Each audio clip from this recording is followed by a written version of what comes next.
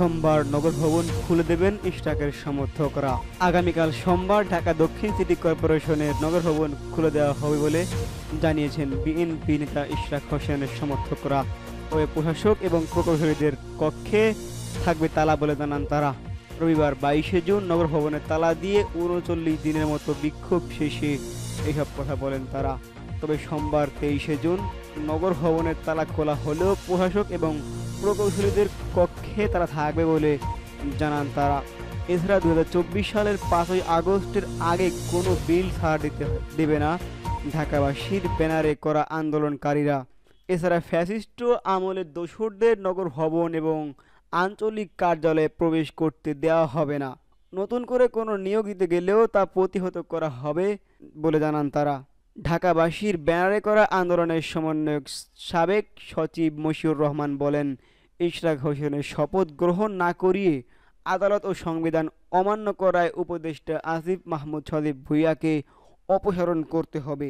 তিনি আরও জানান, আমরা আন্দোলনরত ঢাকাবাসীকে স্থানীয় সরকার উপদেষ্টার সব ষড়যন্ত্র মোকাবিলায় আহ্বান জানিয়ে জরুরি নাগরিক সেবাসমূহ নির্বিঘ্ন করা সব প্রয়োজনীয় পদক্ষেপ গ্রহণের আহ্বান জানাচ্ছি।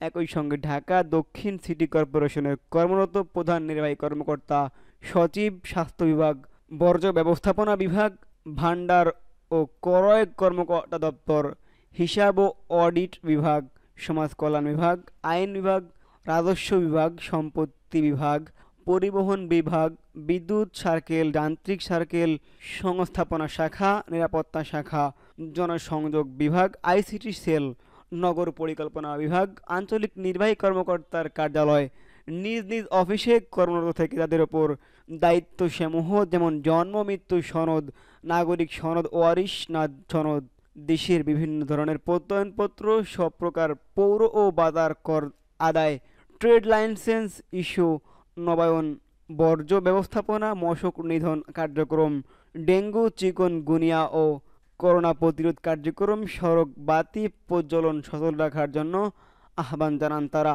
মশিউর রহমান বলেন, তারা বিশ্বাস করেন যে জনগণই এই দেশের প্রকৃত মালিক।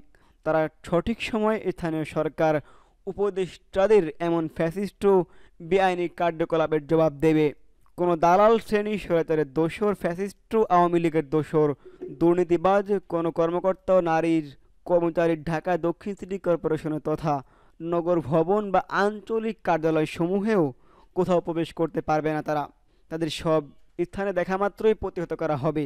যদি কোনো কর্মকর্তা ও কর্মচারী তাদের উপর অর্পিত দায়িত্ব অর্থাৎ নাগরিক সেবা প্রদানে অপারগতা প্রকাশ বা গাফিলতি করে, তাদের বিরুদ্ধে কঠোর ব্যবস্থা গ্রহণ করা হবে।